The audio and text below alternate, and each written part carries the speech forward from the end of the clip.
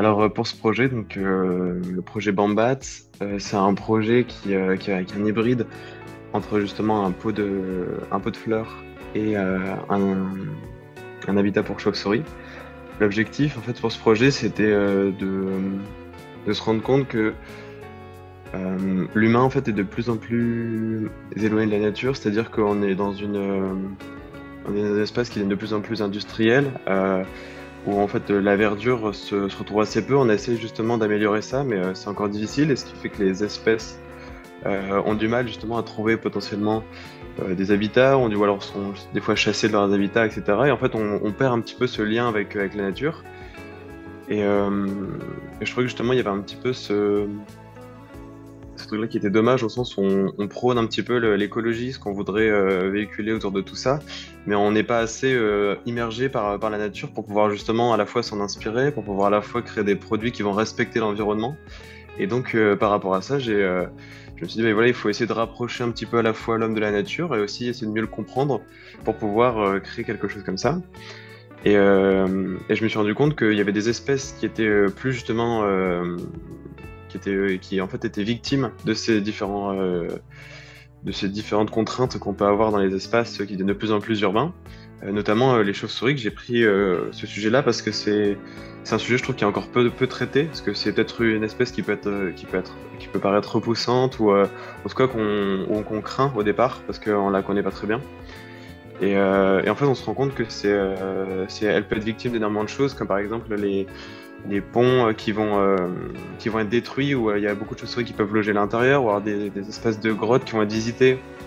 Et donc, ça va un petit peu perturber les espèces de chauves-souris qui vont essayer de se reproduire ici, surtout que c'est des animaux qui se reproduisent très peu. Donc, en fait, le taux de fertilité est pas grand, donc c'est assez compliqué pour les chauves-souris. Elles sont victimes de prédation par des chats qui deviennent de plus en plus présents. Et ce qui fait que bah, voilà, c'est compliqué pour ces chauves-souris-là, donc les espèces diminuent. Donc en France, je trouvais ça dommage de ne pas pouvoir essayer de protéger un peu cette espèce, surtout qu'on est de plus en plus victime aussi des insectes qui viennent un petit peu nous contraindre dans nos habitats. Et ce qui fait que bah, par exemple, une chauve-souris, ça peut manger plus de 2 fois et demi son poids en insectes par jour, enfin par nuit du coup. Et ce qui fait que c'est assez important, et ça va pouvoir vraiment essayer de réguler ça. Et en fait, on est en train de petit à petit dérégler toute cette biodiversité. Et donc, mon objectif, c'était un petit peu de se dire comment on va pouvoir à la fois retrouver des espaces intéressants pour les chauves-souris, et à la fois comment les chauves-souris pourraient potentiellement apporter quelque chose aussi à l'humain. Et donc, par rapport à ça, euh, j'ai essayé du coup de créer ce produit-là. En fait, je me suis rendu compte aussi que les chauves-souris, elles produisaient du guano. Donc le guano, c'est leur excrément qui était hyper fertile pour les plantes. Et donc, il y avait quelque chose d'intéressant qui était à faire à ce niveau-là, c'est-à-dire, bah, est-ce qu'on pourrait pas à la fois leur créer des espaces qui seraient propres à elles dans les villes, et à la fois qui du coup empiéteraient pas sur les bâtiments, parce que c'est vrai que les chauves-souris elles viennent souvent se loger dans des espaces comme des toitures, etc. Mais elles peuvent dégrader aussi un peu l'environnement urbain, et c'est pas l'objectif. On veut essayer de pouvoir à la fois contrôler ça et à la fois que tout le monde puisse se respecter dans son espace de vie.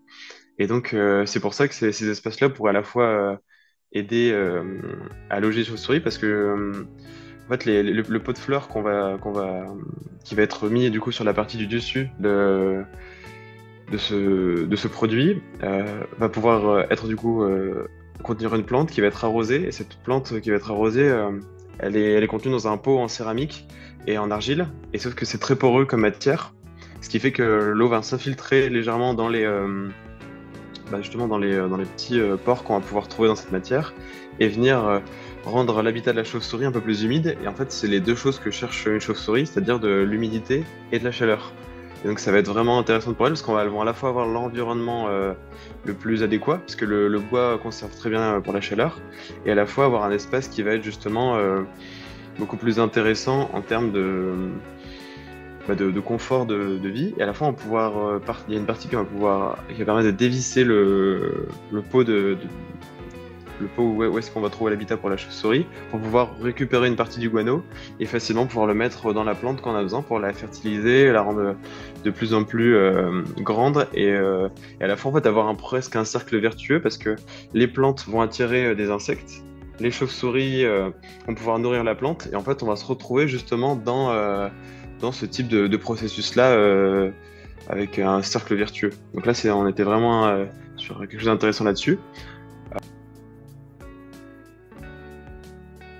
Alors justement les objectifs du développement durable qui sont portés par l'ONU, j'en ai choisi 4 ou 5. Je pense qu'ils ont des gradients un petit peu différents. C'est-à-dire que pour moi le plus important c'était la vie terrestre. Parce qu'on se rend compte que à quel point on est interdépendant avec justement l'environnement qui nous entoure. Donc c'est pour ça que le 15e était intéressant pour moi et du coup j'ai voulu mettre l'accès là-dessus. C'était quelque chose que j'ai fait en amont de ce projet. C'était un de mes objectifs qui était de base. Ensuite, il en est découlé un petit peu du coup le réchauffement climatique, donc, qui est le 13e. Donc c'est une mesure qui va permettre vraiment de à la fois garder la sauvegarde d'une espèce, donc du coup de réguler l'environnement et de garder un certain équilibre dans nos espaces de vie, autant ruraux que urbains. Et donc pour moi c'était essentiel parce qu'on se rend compte que les contraintes justement de lutte contre le changement climatique sont de plus en plus contraignantes, sont de plus en plus imposantes et difficiles à gérer. Donc en fait si on n'agit pas nous avec nos produits, avec nos objets, voilà quoi. C'est pour ça que je trouve que ce type de concours sont super intéressants, c'est de nous permettre de pouvoir mettre en valeur ce type de projet.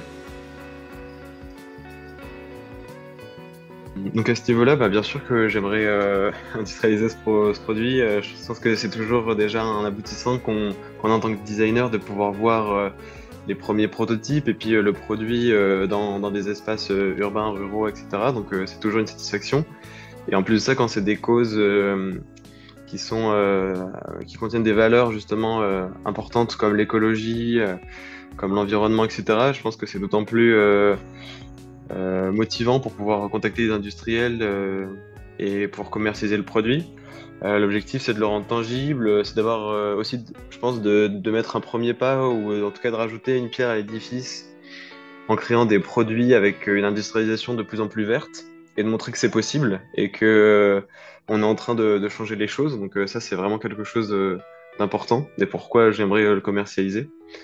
Et aussi, pour moi, c'est se rendre compte des vraies contraintes et des vraies exigences que peut avoir des fois l'industrie et d'essayer d'un peu, de plus en plus, s'y confronter dans le détail pour pouvoir avoir pour avoir des facilitateurs. En fait, l'objectif avec ce produit-là, c'est de se dire, voilà, j'ai créé un exemple potentiellement, il est industrialisable, comment pouvoir le reproduire dans d'autres secteurs, sur d'autres échelles et essayer d'embarquer un maximum de personnes avec nous sur ce type de projet.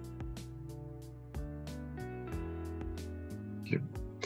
Alors pour la motivation pour penser à ce concours, je l'ai déjà aussi un petit peu expliqué avant, mais c'est pour moi quelque chose de vraiment bien d'avoir des concours qui nous laissent la chance à de nombreux étudiants de pouvoir montrer un peu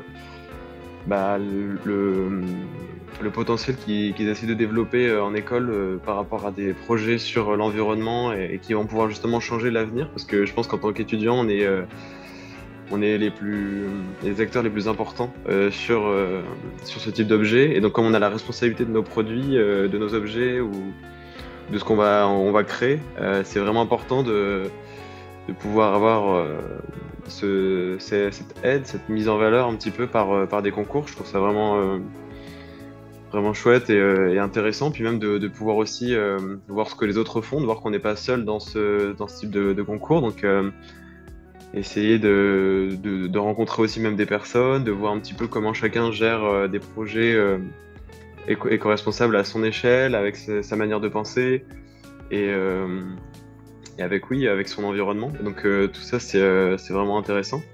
Et aussi, ça va permettre, je pense, c'est un concours qui permet de mettre à des étudiants en lumière face à des industriels, face à des entreprises, à des professionnels. Et même, on est confronté à ça parce que pour les jurys, voilà, on est amené à rencontrer même des professeurs, des professionnels qui vont nous challenger, qui vont essayer de regarder un petit peu comment on va pouvoir pousser toujours plus loin ce type de projet. Donc ça, c'est d'autant plus enrichissant. Et de voir que tout ça est basé sur sur les objectifs du développement durable, c'est quelque chose qui crée vraiment un environnement intéressant pour un designer, je pense, ou un étudiant.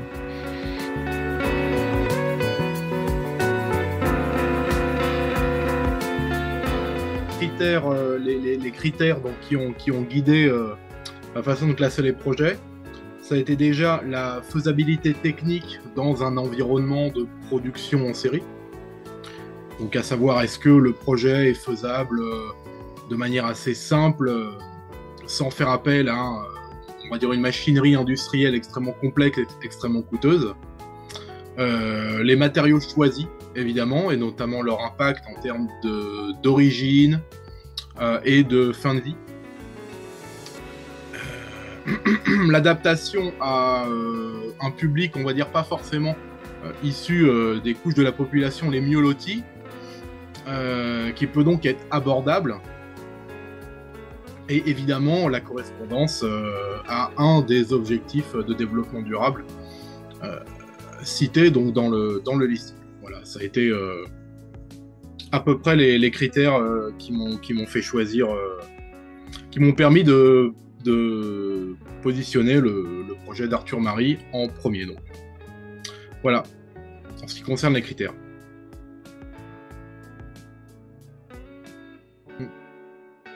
Alors, ce qui est très intéressant pour moi dans le projet d'Arthur, c'est que c'est quelque chose qui est faisable peut-être de façon artisanale par des petits artisans locaux ou alors dans une petite manufacture, une petite entreprise.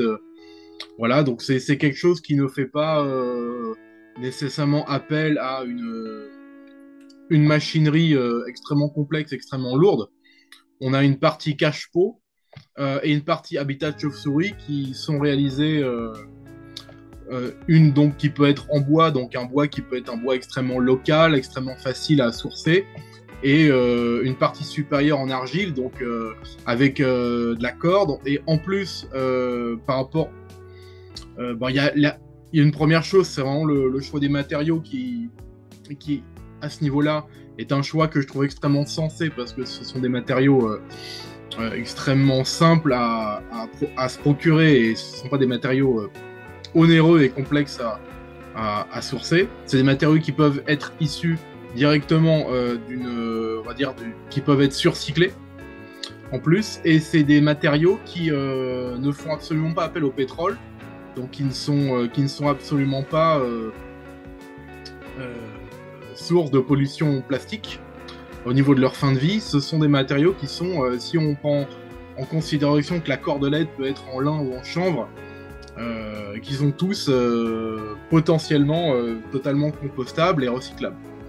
Donc pour moi, c'est un choix de matériaux qui est extrêmement sensé. Et évidemment, ça a pris part à mon choix pour ce projet-là.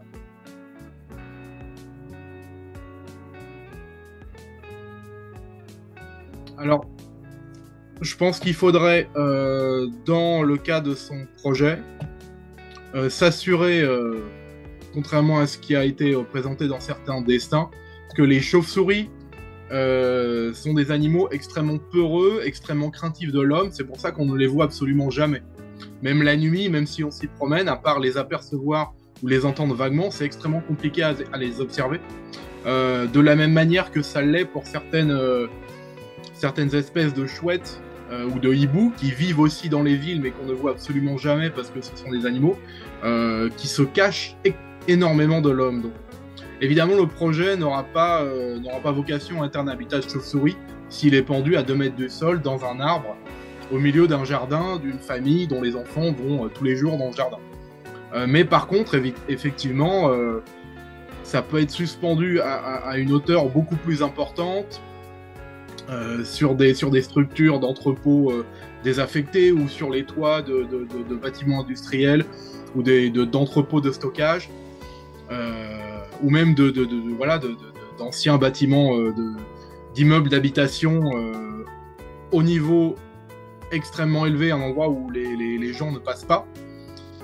Pour que ça fonctionne, il faut évidemment que le système soit suspendu à une distance suffisamment éloignée de la circulation humaine pour que ça marche. et peut-être revoir un petit peu plus en détail l'ouverture. L'ouverture pour que la chauve-souris comprenne que ça puisse être un habitat. Voilà, mais c'est vraiment de l'ordre du détail, hein. C'est des choses qui... Et en ce qui concerne le premier point, bon, c'est quelque chose qui n'a absolument pas... qui ne nécessite absolument pas un changement dans le projet, puisque le projet est conçu pour pouvoir être accroché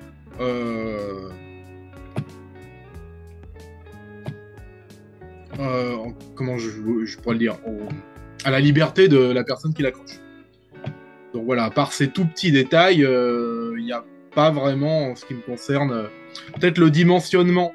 Effectivement, je pense que le dimensionnement légèrement à revoir de l'habitat de la chauve-souris. Mais voilà, ça ce sont des choses extrêmement simples et faciles qui ne remettent vraiment pas en cause l'entièreté du projet.